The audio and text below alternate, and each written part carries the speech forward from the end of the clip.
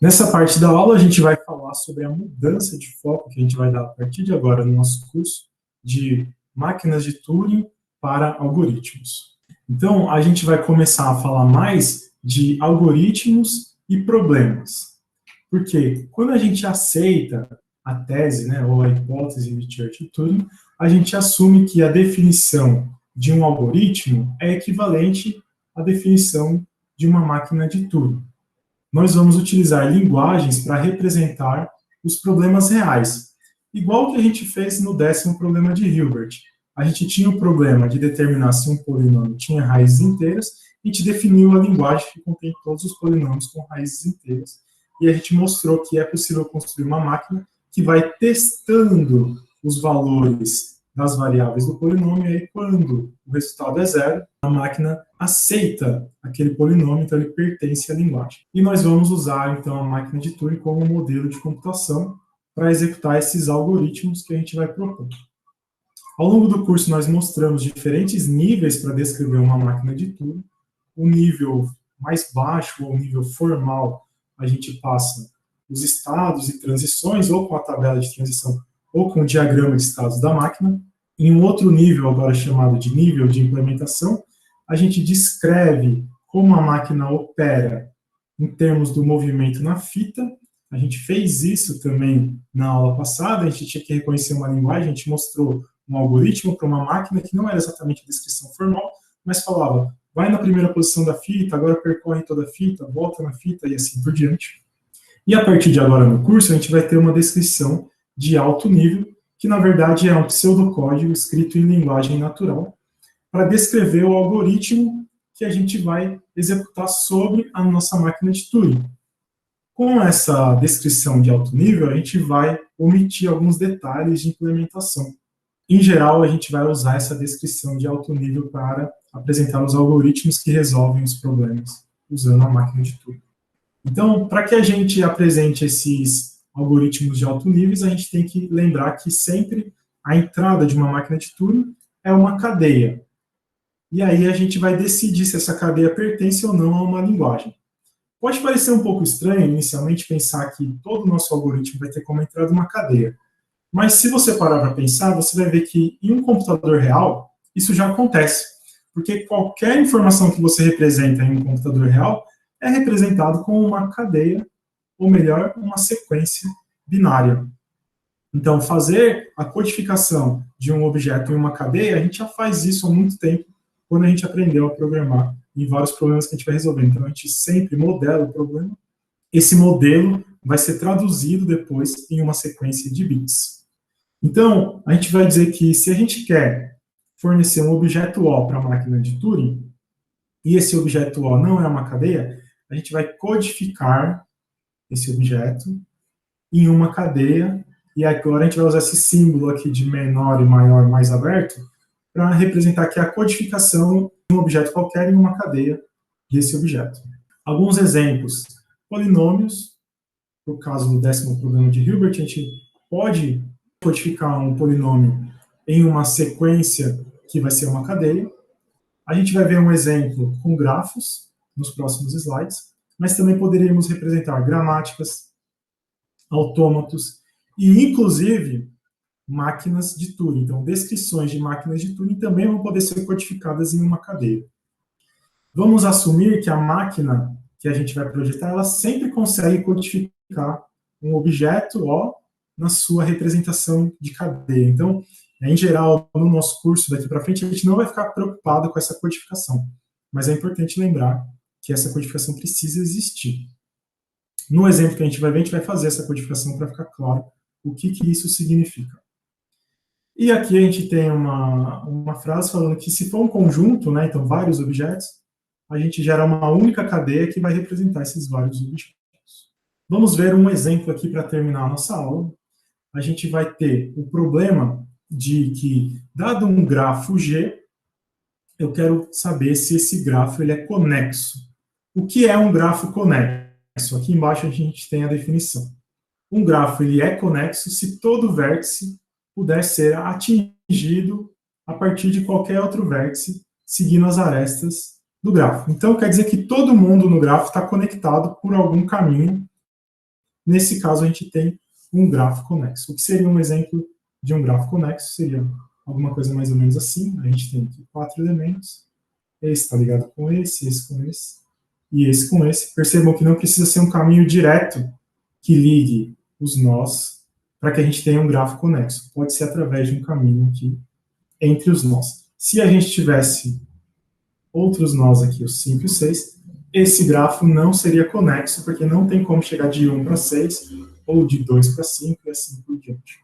Muito bem, a gente vai reescrever esse problema de determinar se um grafo ele é conexo ou não, então um problema de decisão, dado um grafo ele é conexo ou não, a gente vai reescrever ele agora em termos de linguagem.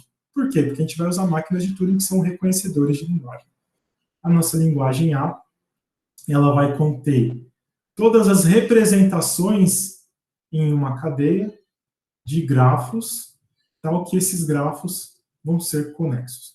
Então, o que eu tenho que mostrar agora é se existe uma máquina de Turing que vai decidir essa linguagem A aqui. Se existir essa máquina de Turing, significa que existe um algoritmo que decide se o grafo é ou não conexo. Então, a nossa pergunta, é Turing decidível? Ou seja, a máquina de Turing para quando o grafo é conexo e aceita, e para quando o grafo não é conexo e rejeita? Essa é a pergunta que eu estou fazendo aqui. Como seria uma descrição de alto nível para essa máquina de Turing? Ou seja, qual seria o algoritmo para determinar se um grafo é conexo? Primeiro, nesse exemplo, a gente vai mostrar como que é possível codificar um grafo G em uma cadeia, representado aqui com o G entre o menor e o maior. A gente pode criar aqui essa cadeia, por exemplo, para esse grafo que contém 4 vértices, da seguinte forma. A gente vai primeiro fazer uma lista com os vértices. Então, o que a gente tem aqui é uma lista com os vértices. E depois, a gente vai ter uma lista com as arestas. Olhando aqui na definição, né, um grafo é um par ordenado G, que contém um conjunto V de vértices e um conjunto A de arestas. Cada elemento do conjunto A é um par de V, né, que fala que aqui esse par, ele fala que 1 está conectado com 2. Quando a gente olha aqui, o 1 está conectado com 2, o 2 está conectado com 3, o 3 está conectado com 1, então aqui são as arestas, e o 1 está conectado com 4. Então, essa nossa cadeia de símbolos que codifica o nosso grafo G, ela vai ser representada assim, abre parênteses, entre vírgulas, você lista quais são os vértices do nosso grafo. Depois, fecha parênteses, então aqui acabou a nossa lista de vértices. E depois, do outro lado, a gente abre parênteses e vai colocando cada aresta com os seus respectivos vértices separados por vírgula, ou seja, aqui a gente tem a lista de arestas. Agora, vamos pensar, se eu tenho uma lista de vértices e uma lista de arestas, como que eu escrevo uma máquina de Turing que vai reconhecer se G está na linguagem que contém todos os grafos conexos? É isso que a gente tem aqui no nosso próximo slide. Então, vamos olhar aqui essa máquina de Turing passo a passo. Então, sobre a entrada do grafo G codificado como uma cadeia, então, sobre a cadeia de entrada, que é a codificação do grafo, passo 1, selecione o primeiro vértice e marque-o. Como que eu posso marcar? Eu posso escrever na fita, então eu vou vir aqui e vou marcar esse aqui com 1 e um pontinho. Mais ou menos igual aquilo que a gente tinha feito lá, quando a gente estava mostrando equivalência entre outros modelos. Repita o passo seguinte até que nenhum vértice novo seja marcado.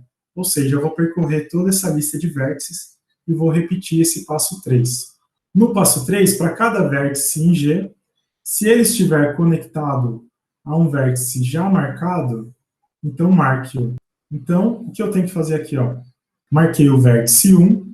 Para cada um dos outros vértices, então, esse aqui, eu vou ver se ele está conectado ao vértice já marcado. Como que eu faço isso? Eu vou vir com o meu cursor para cá e vou encontrar uma aresta que tem o 2. Pergunto, o 2 está conectado com um vértice já marcado? Volto para cá e vejo, sim, o 1 já está marcado, então o 2 está conectado e agora eu vou marcá-lo aqui. Ou seja, eu vou escrever aqui o 2. marcado. Então, agora eu volto para o passo 3. Para cada vértice de G, se ele estiver conectado a um vértice já marcado, marque. Vou olhar aqui para esse vértice 3. Ele já está marcado? Não. Então, eu vou procurar na lista de arestas. Vou andar por aqui até que eu encontro nessa posição uma aresta que tem o vértice 3. Ele está conectado com o 2, volto o cursor para cá e vejo que o 2 está marcado. Então, marco o 3 também. Venho aqui e marco o 3. Mais uma vez, repito o 3. Para cada vértice, se ele está conectado a um vértice já marcado, qual é o vértice que falta verificar? O 4. Olhando o vértice 4, eu vou percorrer a lista de arestas, aqui, aqui, aqui, até que eu chego nesse aqui, e vejo, ele está nessa aresta, essa aresta está conectada com 1, e o 1 está marcado, então eu marco o 4. Certo? Era para repetir esse passo até que nenhum novo vértice seja marcado. Então, não tem mais vértice para marcar. Terminei o passo 3, finalmente chego no passo 4, que fala verifique os vértices de G. Então, eu vou andar aqui, ó, verificando. Todos estão marcados? Sim, então aceito a cadeia. Ou seja, nesse exemplo, a gente conseguiu ver uma codificação para um grafo em uma cadeia, e a gente conseguiu ver um algoritmo de alto nível, porque a gente não está falando exatamente como a gente opera na fita, né? Mas um algoritmo de alto nível para uma máquina de Turing, que vai determinar se essa cadeia G aqui pertence ou não à linguagem que contém todos os grafos que são conexos. Então, observem aqui que essa máquina de Turing, ela decide a linguagem A, porque quando uma cadeia que representa um grafo conexo pertence à linguagem, ela aceita. E quando a cadeia não representa um grafo conexo, ela rejeita. Em nenhuma situação a gente vai ter essa máquina de Turing em looping, porque o número de vértices aqui é finito e o número de arestas também aqui é finito. Então vai chegar uma hora que a gente vai ter verificado todos os vértices, e aí quando a gente termina o passo 3, a gente vem para o passo 4, e se tiver algum que não foi marcado, a gente rejeita a cadeia.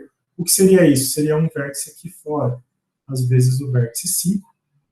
Se ele não está conectado, ele ia aparecer aqui, depois do 4 na nossa lista, e a gente não encontrar nenhuma aresta conectando 5 a um vértice já marcado.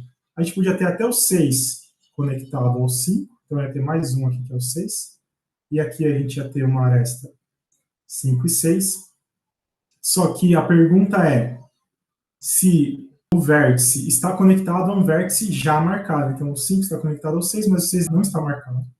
E quando a gente fosse verificar o 6 está conectado ao 5, mas o 5 não está marcado.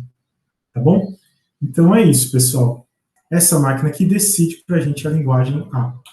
Com isso, a gente finaliza a nossa aula, e na próxima aula a gente vai falar de problemas que não são computáveis, ou seja, pela nossa tese de Church-Turing, a gente vai saber que se não tem máquina de Turing para resolver um problema, então simplesmente o problema não tem solução computacional. E é isso que a gente vai fazer na próxima aula. A gente vai falar de decidibilidade e um pouco também de redutibilidade.